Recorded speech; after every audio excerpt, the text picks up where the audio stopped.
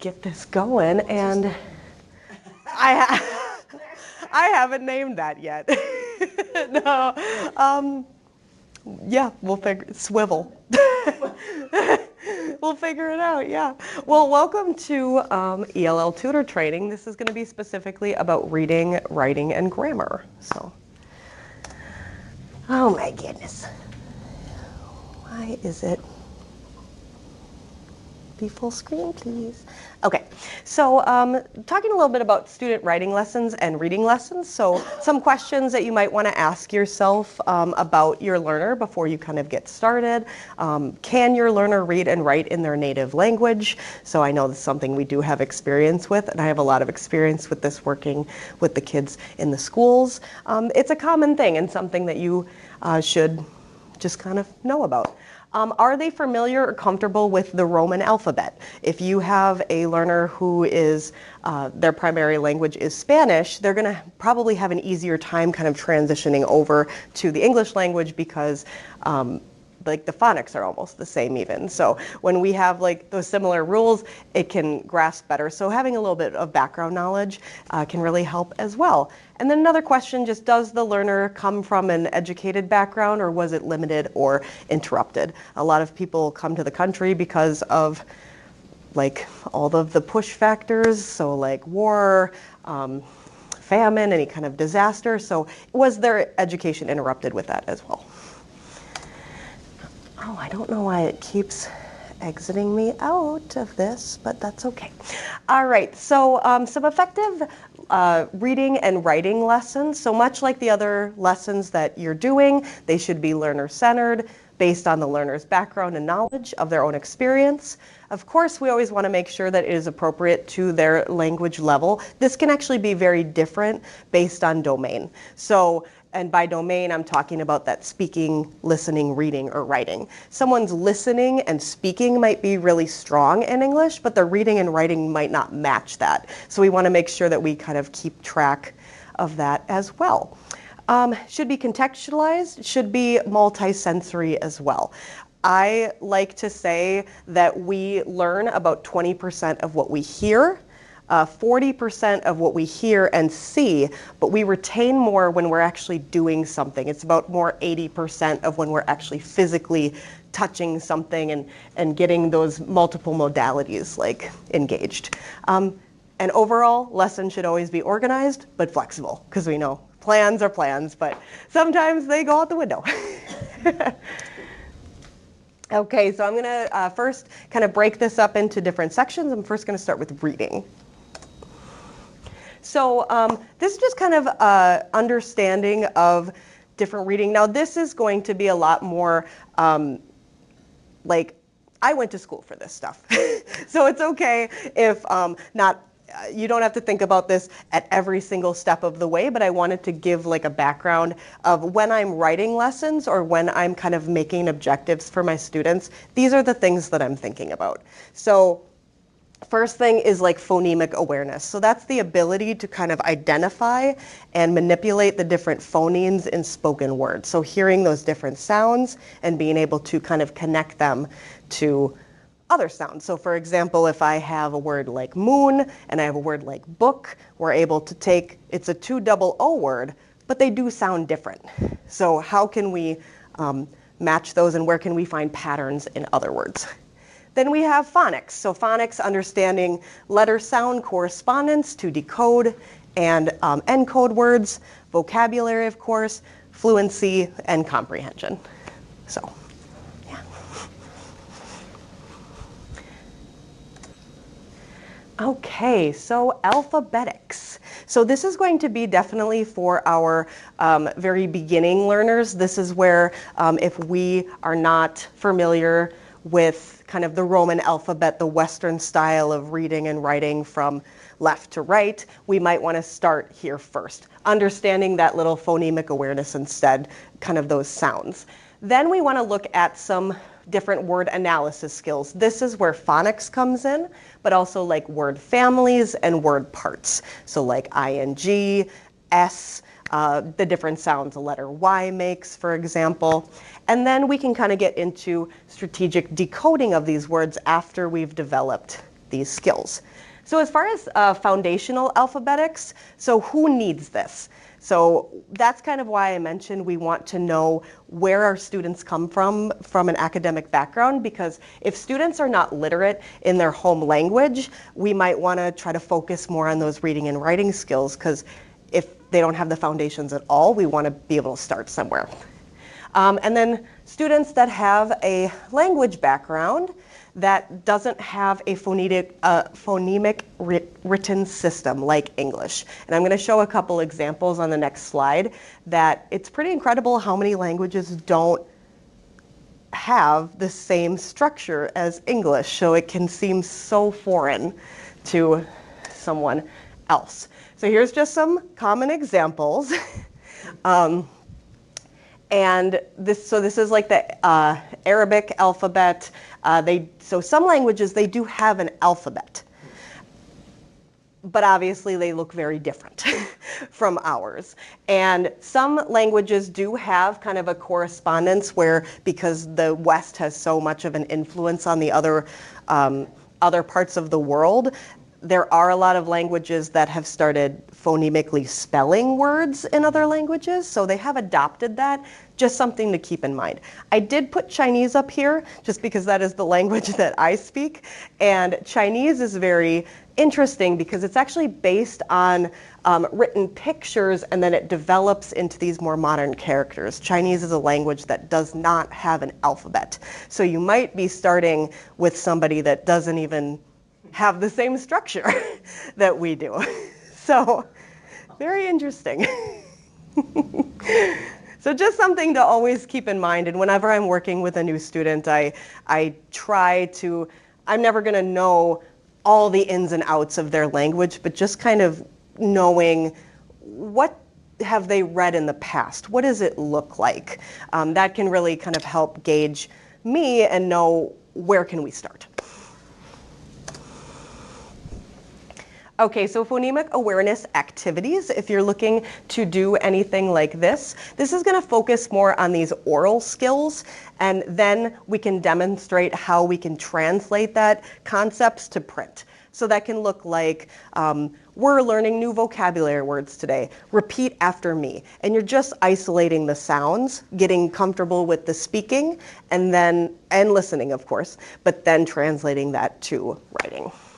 We want to make sure that they're multisensory, so we can utilize things like music, songs, rhythms, repetition. These things, especially using music and song, really help keep things in our brains. But of course, always, always, always be mindful that we are working with adults, so to make sure that anything we use and all the resources we're using are age appropriate. That can always be kind of challenging. It's something that I am trying very hard to collect a bunch of resources to make sure that we are treating our adults like adults.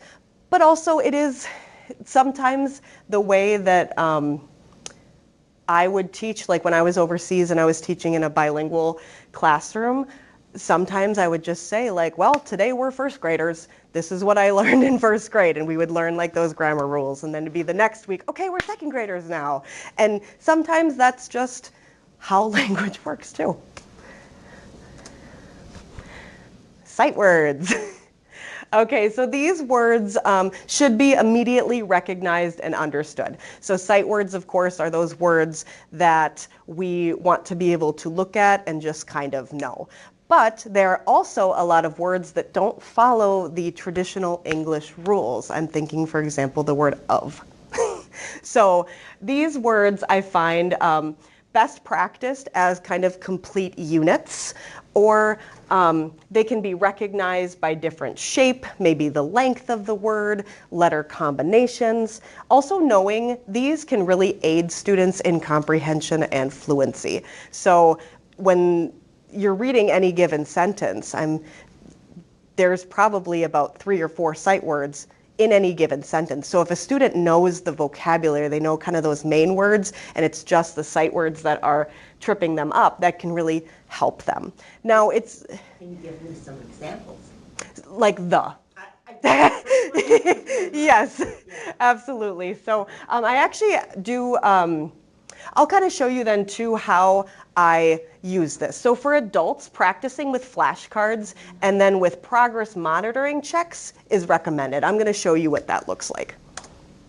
So these are some examples of when I was actually teaching in the schools. So these are students' results, like middle school students, but you can use this with older adults. So this is Fry's first 100 sight words. So this is kind of determined by child development. These are the first 100 sight words that a child should know by the time they go into first grade, for example. But these type of words, so what I would do, you can kind of see that these are sectioned off in these different lines here. So I would teach kids 20 words at a time. It seems like a lot. It seems like a lot, but these would be practiced for many weeks. And they would know that these are the sight words that we're working on right now. And I had a whole nother method of teaching sight words with the kids, but you can break this down too. You don't have to do 20 words at a time. It was just kind of, I was mapping this out also with like standards and benchmarks and assessments. So I had to map this out a little bit different way, but I had a certain section, and what I would do is I'd call the kids over one by one, and it would just be a point, like I'd just point to it, and if they read it, I'd check it off. And it would be kind of like when you're monitoring that, because it's a sight word and you want that automaticity with it, you really want them to be able to be like the, of, and, If they're not getting it, then we don't cross it off, because that shows me that they don't know it yet. So yeah. Can I ask a question? Of course. So at that point in time, did you also teach them the definition of what those words were, the meaning maybe more so than the definition? No. No. That's heavier. Yeah. Yes. Yes. Okay. No, I absolutely, because sight words also are just words that are sometimes incredibly hard to define, and words that don't necessarily have direct translations. So just kind of teaching the words, knowing that they're words that show up so often, they'll see them. And reading them within the context, once they know the vocabulary words, the main, like, the main idea of the sentence, the sight words just kind of come through. Okay. Yeah. No, it's a great question, because it is something that is so, like, people want to, they want to know, absolutely. And that's why for a language like Spanish, like I can say they, and we know it's from, but I can't necessarily do that with other languages. So yeah, kind of interesting. But this just kind of shows two students' examples. Some of these have more than one cross because, like I said, I would introduce 20 words at a time, but then we would revisit them. So we'd do the first 20 and then they'd assess. And then we did the next 20 after like a couple months and I'd assess. But then we would go back and learn them again, even though it was like, we've done this before, but we're going to do it again and I want to see how you can do it next time. So, yeah. That was a good question, that helped me. Yeah, it's... It is. Well, and so many times I know, even working with Mylena, that's the thing, is she's like, well, what does that mean? Mm-hmm. So and sometimes that goes a whole different way to explain something. Yes. I No, like that. absolutely. Yeah, it's one of those things where I would just say I can't define it. I can't tell you what it means. Right. Because it is like, and a lot of these words are pronouns. A lot of languages don't have as many pronouns that we have. For example, Chinese, if you want to say he, she, it, it's all ta. And it's based on other contexts in the sentence that let you know what the gender is. So I skip it. Because I'm thinking about so many things that they just kind of learn already. I think about like the United States of America. The and of, you can kind of see in the context then, and because they're adults, they're able to kind of make that connection for themselves. But I totally understand. So, where are these lists? Well, I've shared with everybody the curriculum that I have built. They are under the vocabulary builders. And then I have the list of sight words. I actually have 8 sets of 100. So it's going to be, it's all the way up until technically 8th grade words.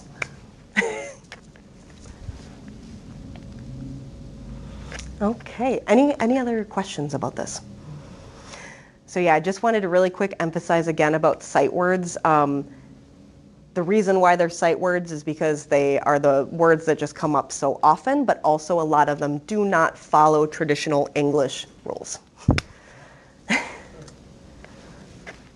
Okay, so thinking about vocabulary. So vocabulary, we want to look at it in different ways. There's like an oral aspect to it that's going to include kind of like that listening piece and then that speaking piece. But then the print is going to be more of that reading and writing. And when we're kind of thinking about the domains as well, I like to link up kind of like this listening and reading. They're kind of on that same like receptive. And then when we're actually speaking and writing, that's when we're being expressive with our language. So that's another thing you can kind of think about when you're planning an activity. Is this something more where you want them to be able to work on more fluency with their English, or do you want them to be able to like utilize it? Is that how you're assessing? Okay. Any questions at any time, let me know. Or if I'm going too fast, too slow. Okay, so why is vocabulary important? Well, when learners increase their vocabulary, they understand what they're reading. They can read all different types of texts. They know that they have decoded words correctly, and they're able to read more fluently and quickly. I am going to talk a little bit more about that fluency piece. But for those that went to my first tutor training, this was quite a while ago, I mentioned that I love to front load vocabulary because to be able to comfortably communicate in a language. Studies show that people need to know about 1,000 to 2,000 words in order to really feel comfortable with using a language. So I like to kind of front load those words, and the sight words just kind of come with it. Wait, Yes. you front load what words? The vocabulary that, like, so let's say I'm doing a reading, and I've picked out 5 to 10 vocabulary words. I want to make sure that we do those words first. I'm actually going to show an example. Actually, let's do that. So, yes, okay. So, teaching reading vocabulary. That's actually a really good transition. You just knew I was going to do this. So, when you teach vocabulary to prepare for a reading specifically, I like to pick out 5 to 10 vocabulary words from the text that we are previewing. So the next slide will show an example of that. Teach the new vocabulary by showing the word and demonstrating the pronunciations. We can help students create journals or flashcards as they continue to practice independently. And we can also practice using the words using the 4 different skills, so speaking, reading, listening, and writing. All the lessons that I write for WALC, every lesson incorporates all 4 domains because learning a language, I feel like, is a muscle and you have to work out all aspects of it.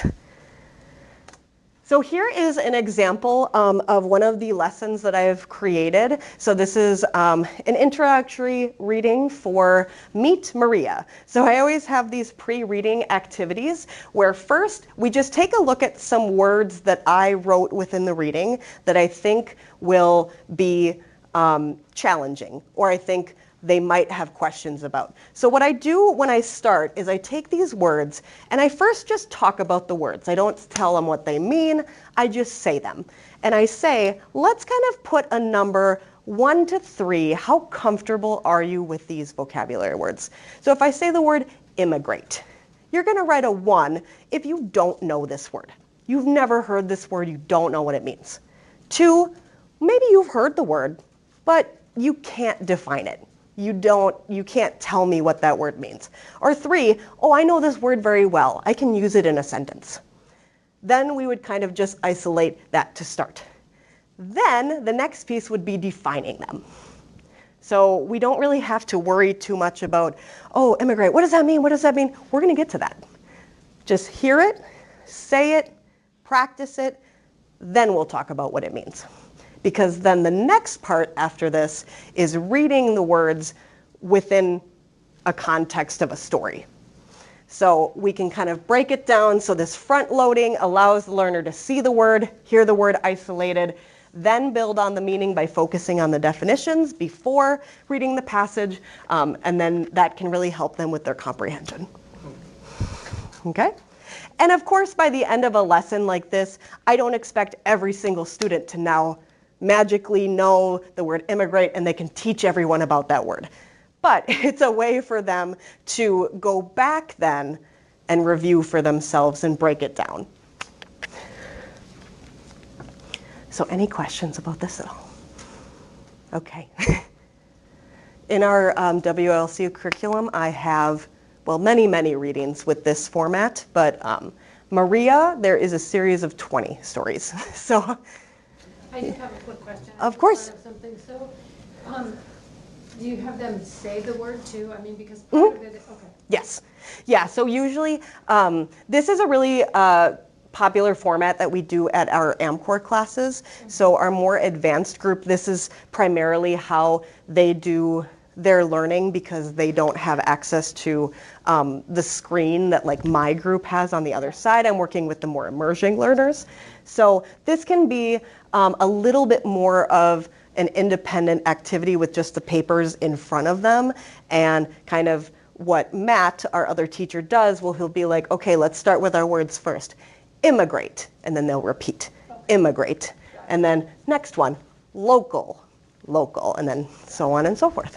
So would you use this with your emerging, like could I use it with my students? So I have used this with more beginning learners. I am looking at kind of, so what I just did yesterday with AmCore, because it was our first class back, I wrote a reading like this for the more advanced group, and then all of the definitions were visuals. So it was pictures, and then we were able to match those. So I did have to like separately create that, but it's something I am looking into because I like this format of learning. Okay.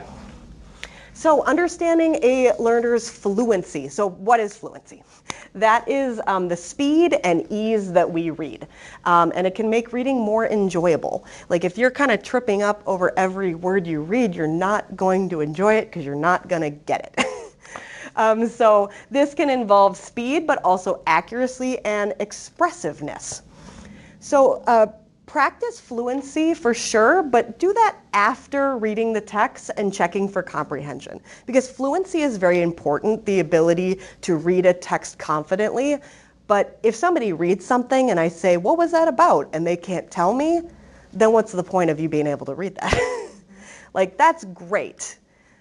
But we want to make sure that we have both of those pieces. Okay, so how to check for fluency.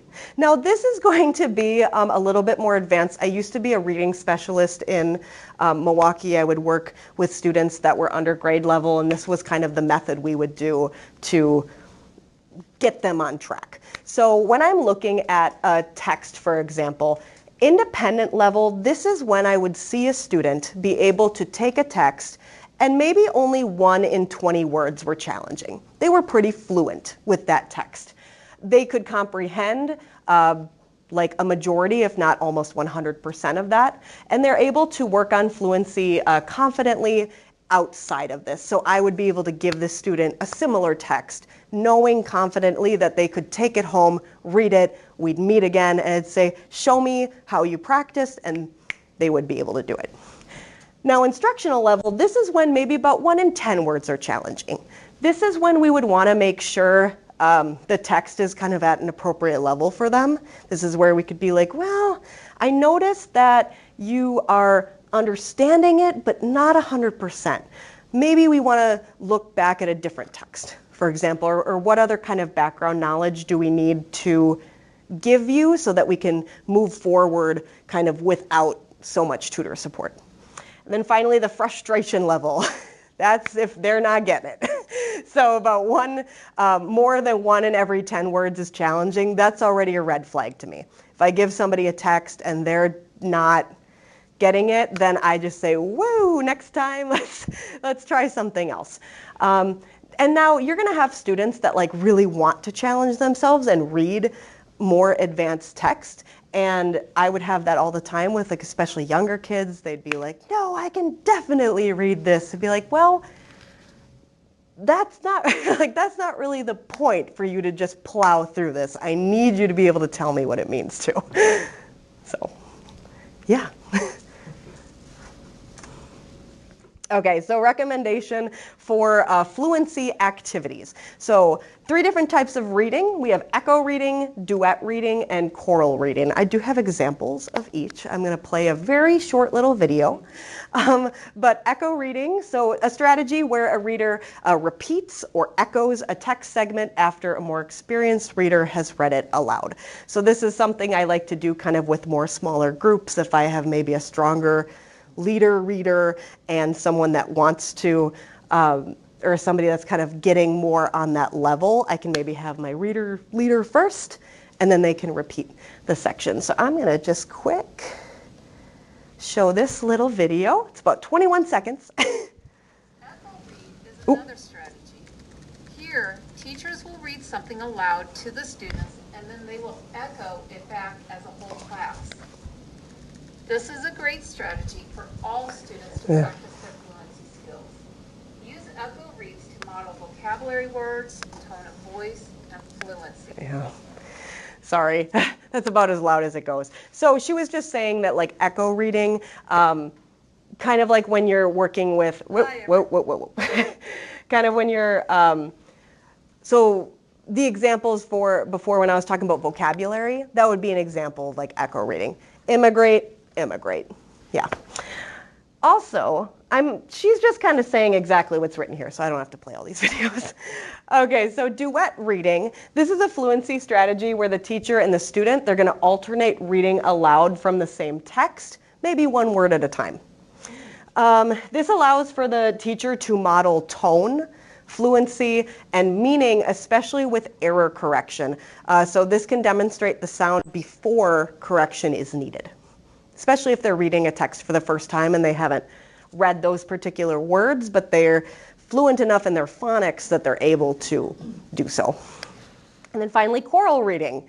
So this is a strategy where student and teacher read a text aloud in unison, so often with the teacher leading the way. This helps improve reading fluency, accuracy, expression, while also kind of building confidence in a whole group. So this is going to be more with if you are tutoring more than one person at a time or teaching a class, because that would be something like, okay, everybody, recommended fluency activity, yeah, and so on. Yeah. Any questions about any of this? Okay. Checking for comprehension. Okay, so we want to be able to allow the learner to restate what they read about and explain in a new way or summarize. So that can be the easiest way to kind of check for these comprehension pieces. Read a passage and then be like, oh, what was that about? Who was the main character? Where was this? You can just kind of ask some of those follow-up questions. And I do have this website here that has a lot of free graphic organizers to kind of help with some of these things. So it is from a website called HMHco. But if I'm honest, I just Googled free graphic organizer templates and I found this. And this was very nice because it's just got very simple, you know, like a sequence chart, Venn diagram, a KWL, yeah. Just if you don't want to create everything from scratch like I usually do.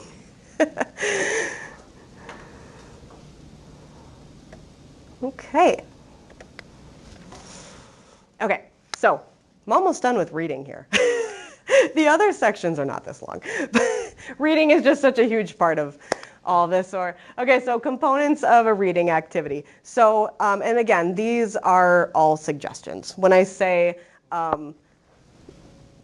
should, we know lessons are flexible. This is an ideal world, best practice kind of thing.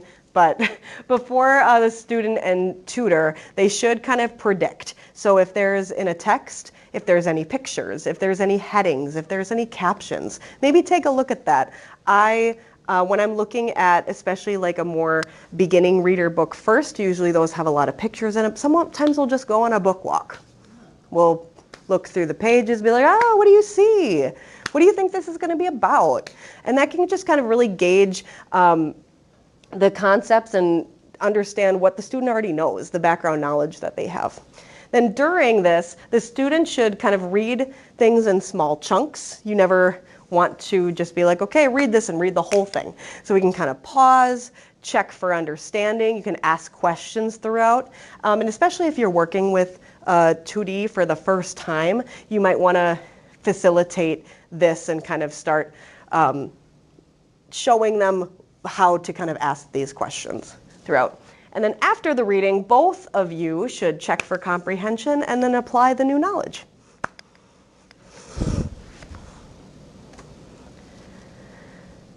Writing. Okay, so writing. This is going to be a different focus for different levels, of course.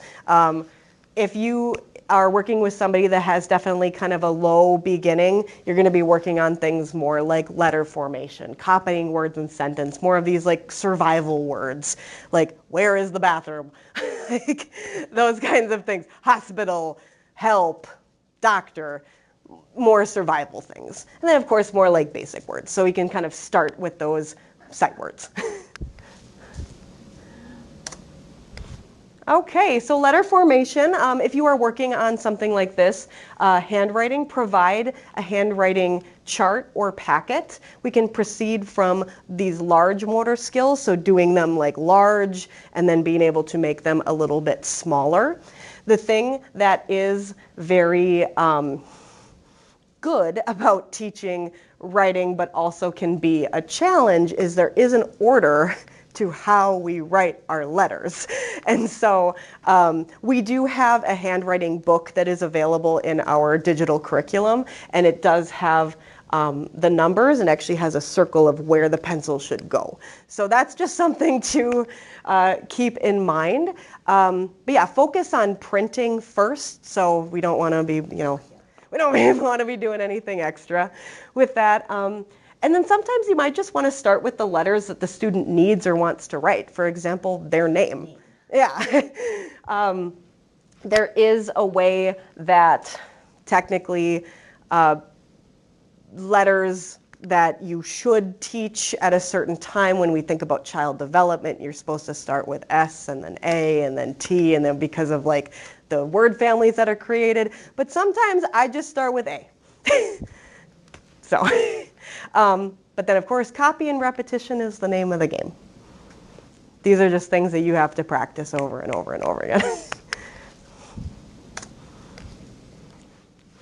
Okay, so more on writing. So I'm going to have a digital literacy connection here to typing specifically. When I taught in the schools, I would tell, I taught the kids because I did a foundations of reading class, and we started with writing, like handwriting all of the letters, and all of my students knew the same day we were doing handwriting, we were doing typing, because that's writing.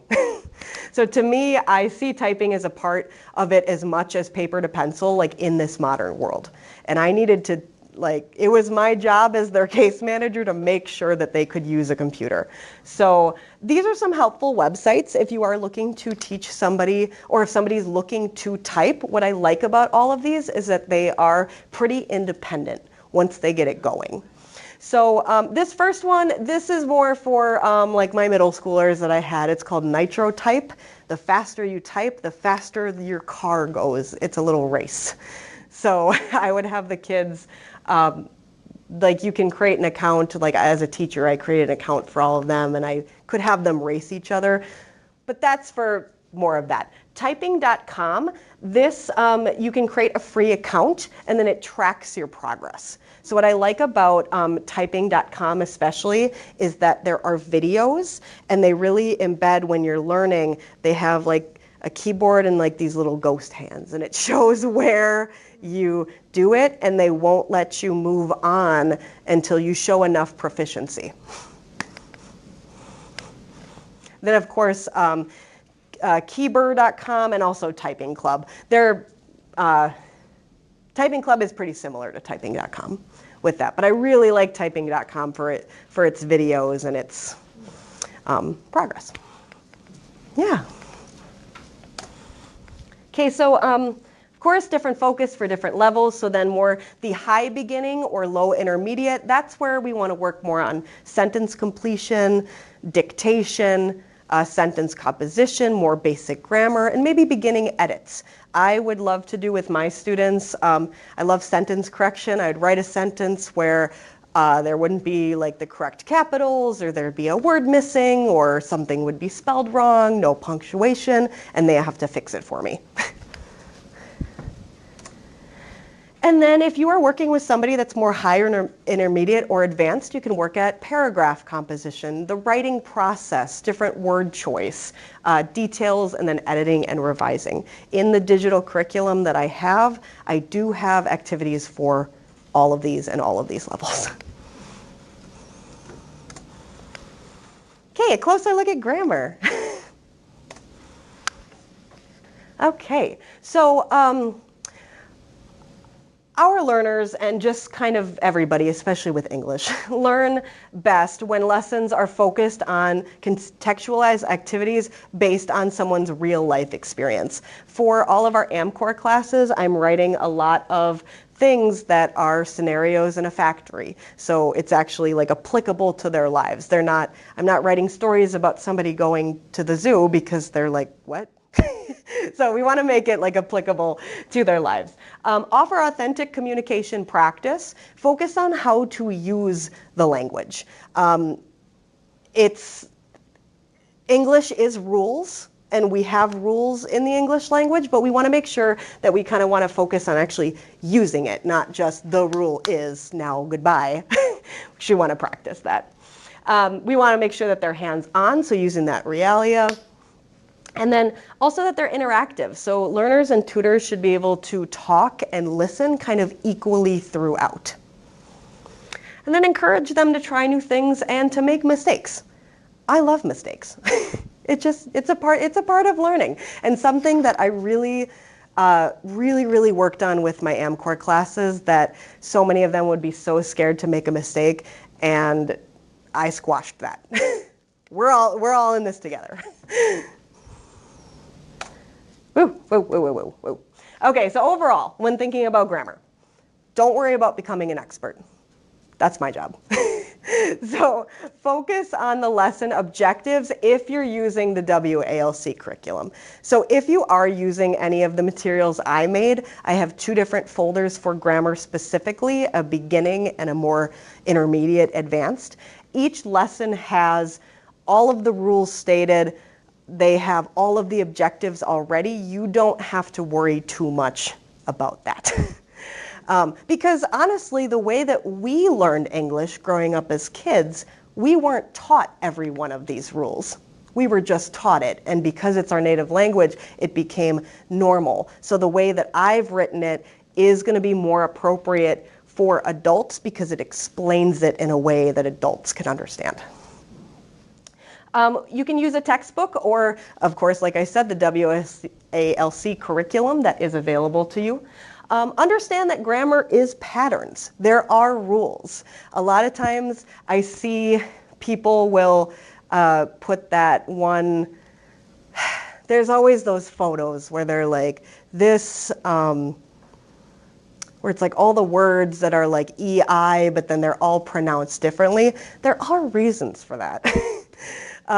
Maybe it's a translanguaging word from like a loan word from another language. Maybe it's because of a different section of the word is controlling that grammar rule, but there are rules. Continue to use structured and then that semi-structured practice, and just really understand that it takes time to build automaticity. Especially the older we get, the harder it just is to make these connections, especially for a new language. And then someone can be understood without having perfect grammar.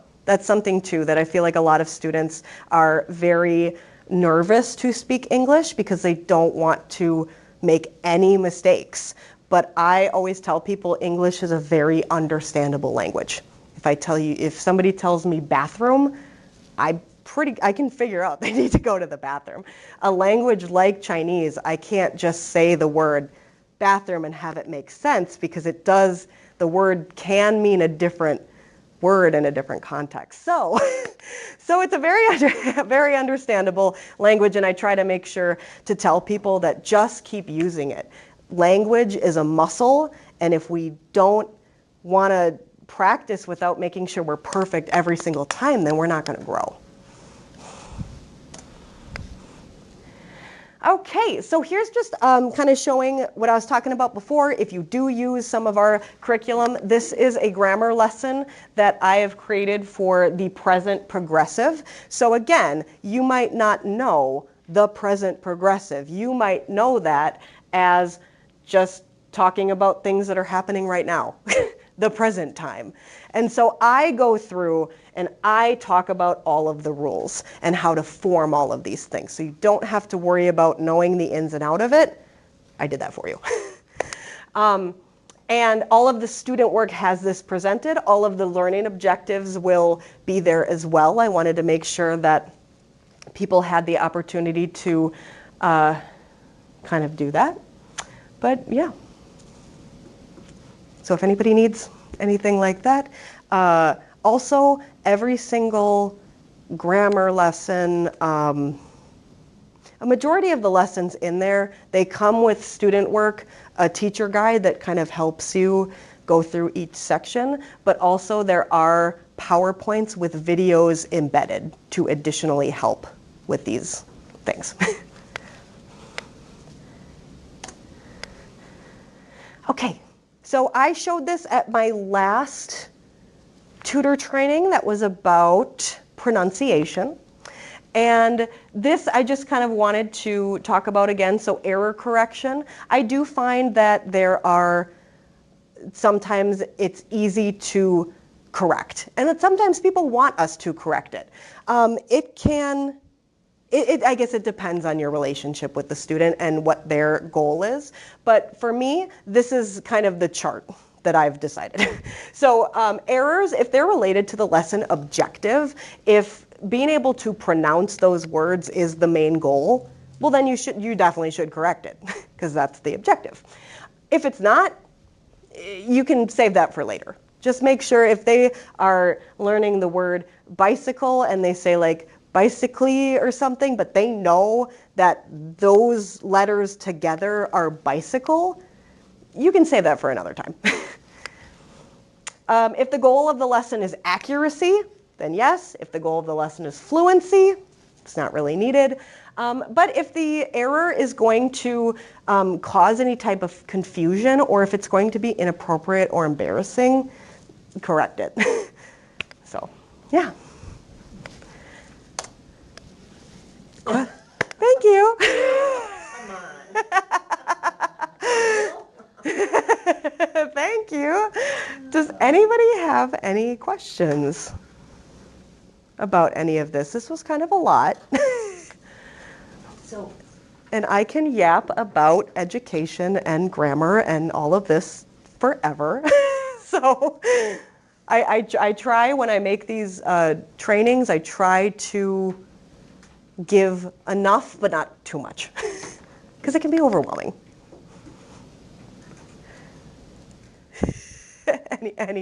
Any questions at all?